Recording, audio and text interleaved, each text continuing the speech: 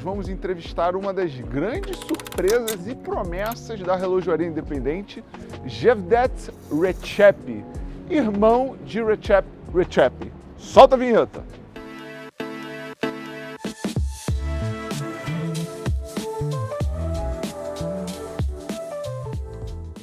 Para quem não sabe, o Xhevdet ele foi nascido no Kosovo e ele veio para Genebra, trabalhou na Patek Philippe e ele é irmão do Rexhepi. Também trabalhou na Akrivia junto com o irmão e ele embarcou numa jornada sozinho com a marca dele, Xhevdet Rexhepi. You moved from Kosovo to Switzerland when you were 12, right? No, I was 9. 9? Yes. And it was a difficult time in Kosovo, right? Yeah, it was a difficult time.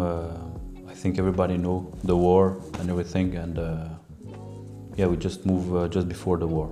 And how was this transition for you, and how did it shape your? It was hard, but good in the same time because we left our country for a better country, and it was hard in the same time because of we left like our friends and family. Mm-hmm. So yeah, hard and good in the same time. Yeah. I can imagine leaving everything and then starting a new life here in Geneva. Exactly. And you started as a cabinet maker, right? Before Yes. entering the world of watchmaking. Exactly. I started at 15, cabinet maker, and I did this for 4 years. And after that, I used to work with my father because he has some problems with his back. And I used to be like a barman, barman, or how we say? Barman. Yeah, barman. Barman? Yeah, barman. Serving drinks, sandwiches, things like that. And I used to work with him like 2 years. And after that, I started my apprenticeship at Patek Philippe during 3 years. And Excuse me, but how old are you? I'm 34. 34. Yeah. Okay. So you're quite young for watchmaking, right? Yeah. You in the industry usually people are older. Yeah, but now you have many new independent watchmakers starting at 20, 25. But I wanted to wait until I'm mature to start. And what skills or what skills did you carry from cabinets to watchmaking? You know, in cabinet maker, it's with wood, and but you at the same time you use the same tools, like some files, some things like that. And I used to work a lot with marquetry, which is very small, and it helped me a lot because watchmaking is the same but smaller. Yeah, a lot smaller, right? Yeah, a lot smaller, but at the end it's the same. You have the same move, same skills, in fact. And about the Patek Philippe experience, Yeah. what is the best memories you carry from that time? The best memory was like we were in a workshop with our teacher. We was like 5 or 6 young students, and it was really nice because it was a small atelier. We used to work a lot with vintage watches to disassemble, restoration, to check what's happened, to find the problems, and we learn a lot like that. And it is in La Chaux-de-Fonds? No, it was in Plan-les-Ouates. Ah, okay. And how was your brother's influence in your journey to Patek? You mean during before the internship? Before that I started? Yeah, what led? Okay, so he showed me some watches and what he did, and I was like, okay, I want to try. And one day I called, I asked Patek for that, and when you start this, you had to pass some tests, like theory test, and also practice and an interview. But for me it was really hard because the theory test was not so bad. But after that they called me for the interview, and for the interview I was really introvert. I'm still introvert, but less than before.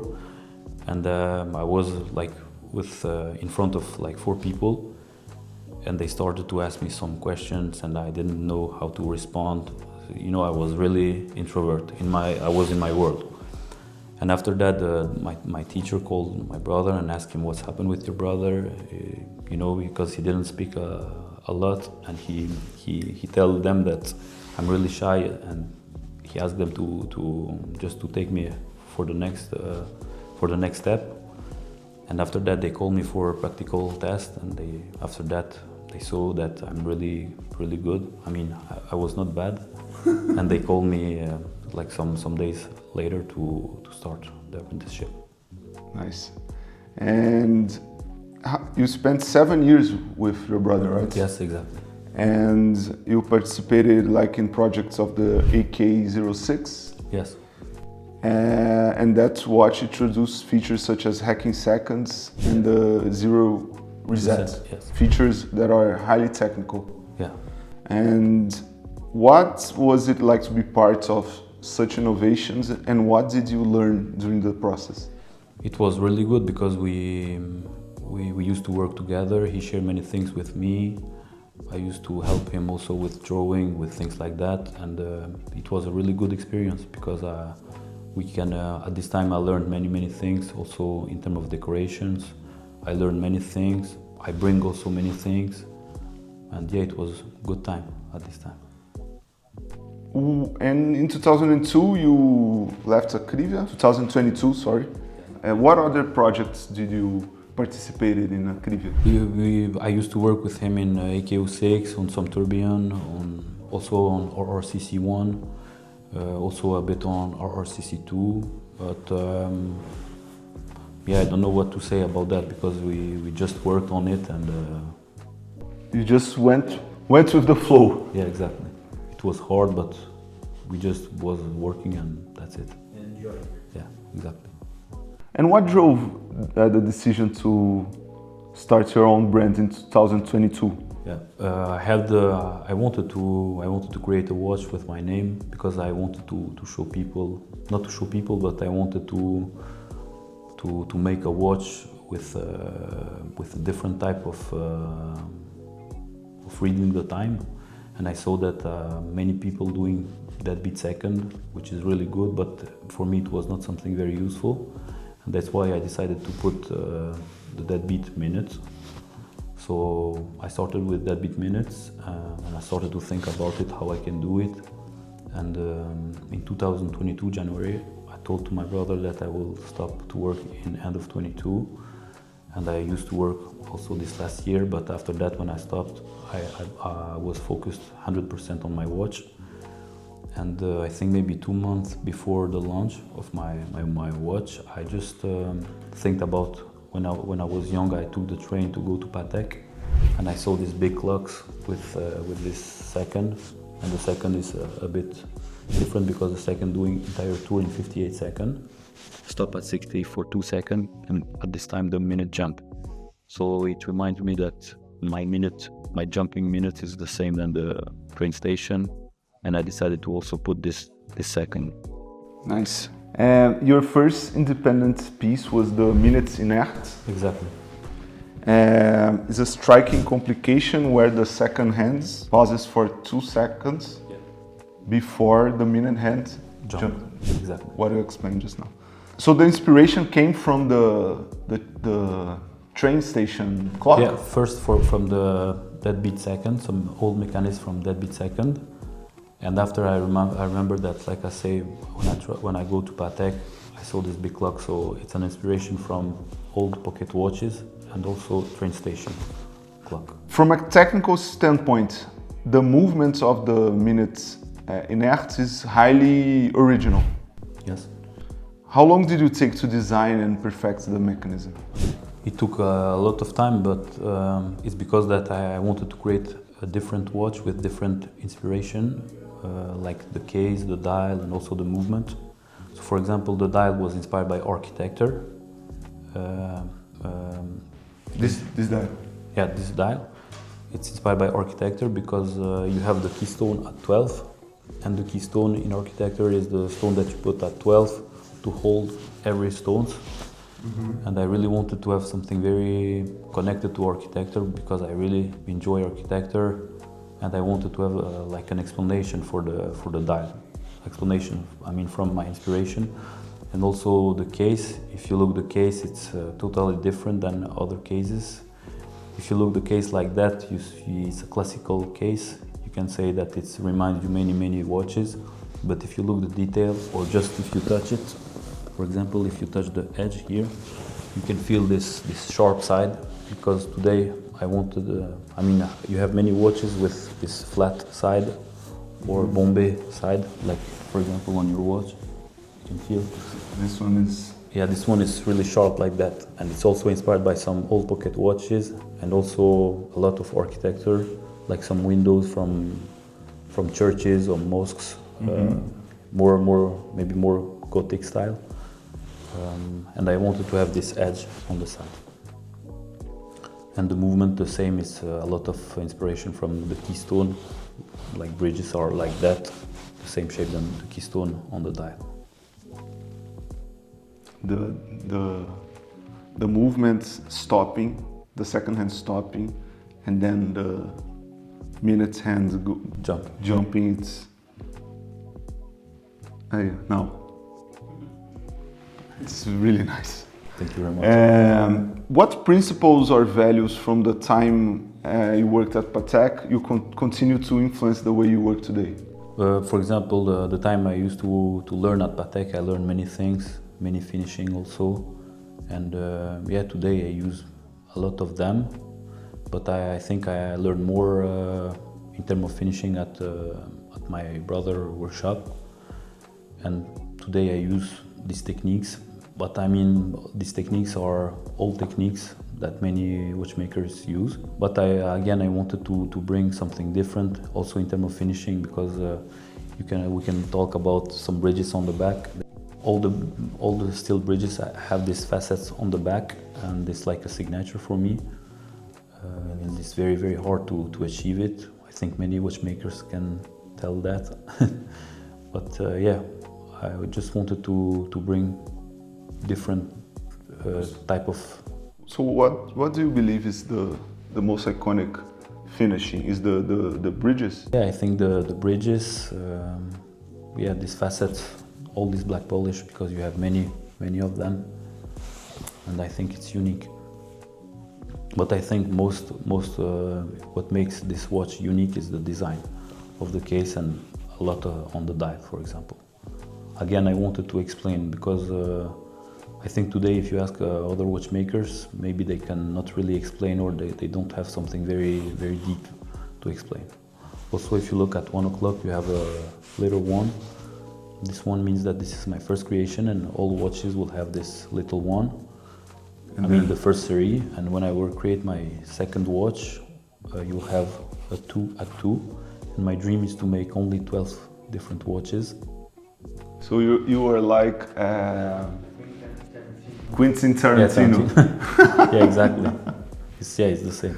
Quentin Tarantino of watchmaking. I hope that I can achieve all these 12 watches, 12 models.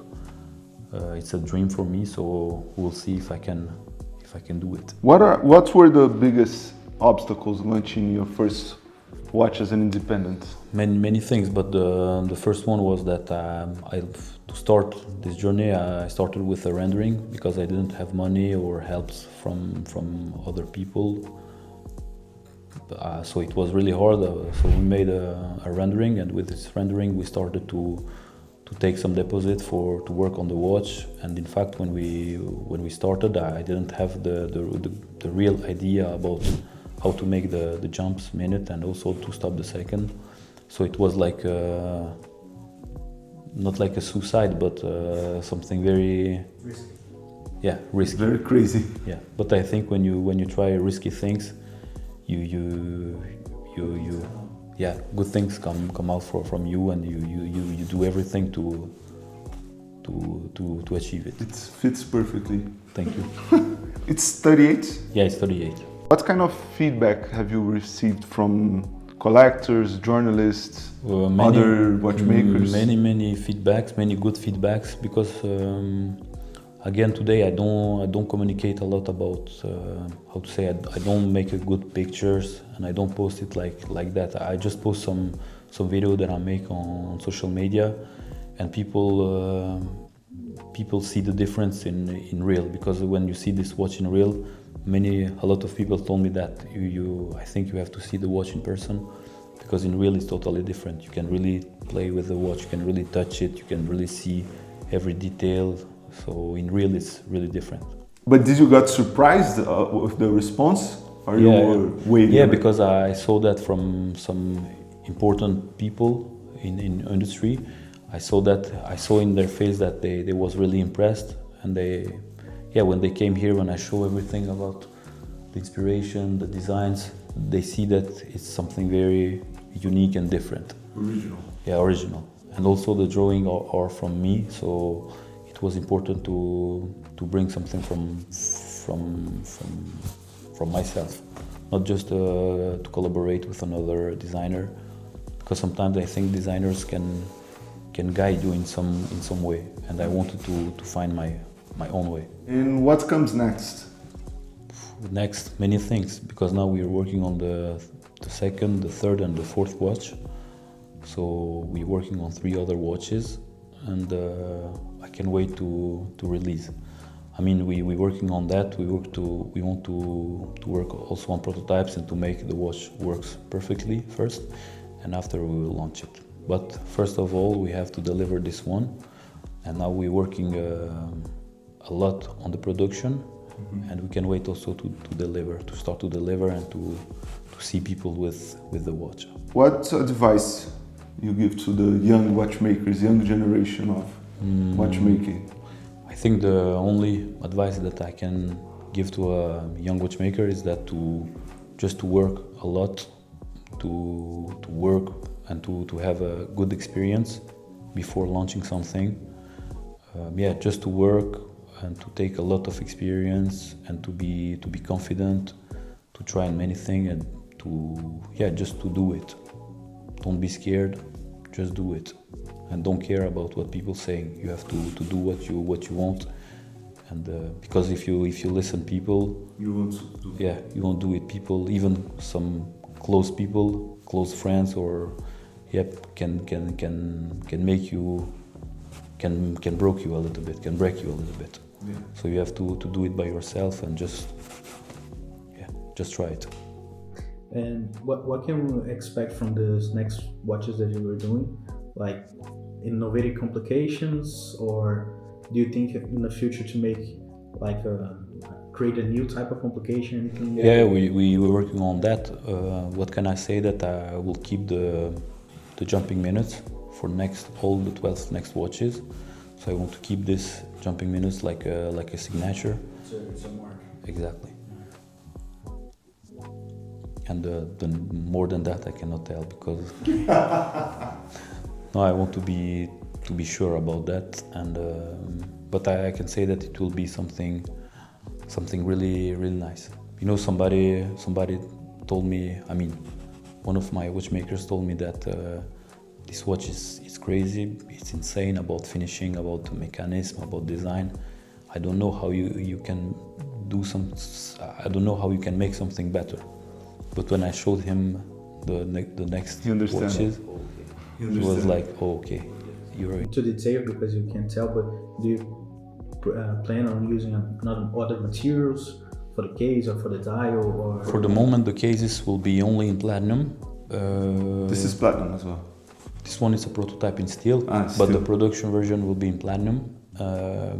For the moment, I really enjoy this material, and I just want to make them in this material. But I'm open. Maybe in 10 years, or I don't know. Maybe I will use rose gold or yellow gold. But I don't really enjoy the gold. I think it's for myself, it's too flashy. Yeah, and too old. Maybe I prefer to have something gray with a nice color dial, and that's it. Thank you, Xhevdet, for your interview, for the time, for showing us this. Thanks to you. The atelier, the watch, and I hope the Brazilian fans will have a little taste of what this is, because only in person we can really connect to the watch. Thank you very much. Thank you. Thank you. Espero que vocês tenham curtido esse vídeo. Não se esqueçam de se inscrever, terça, quinta e domingo tem vídeo novo. Posso levar isso, Bruno, já? Esse vai para a coleção Entusiasta, né? Obrigado e até o próximo vídeo.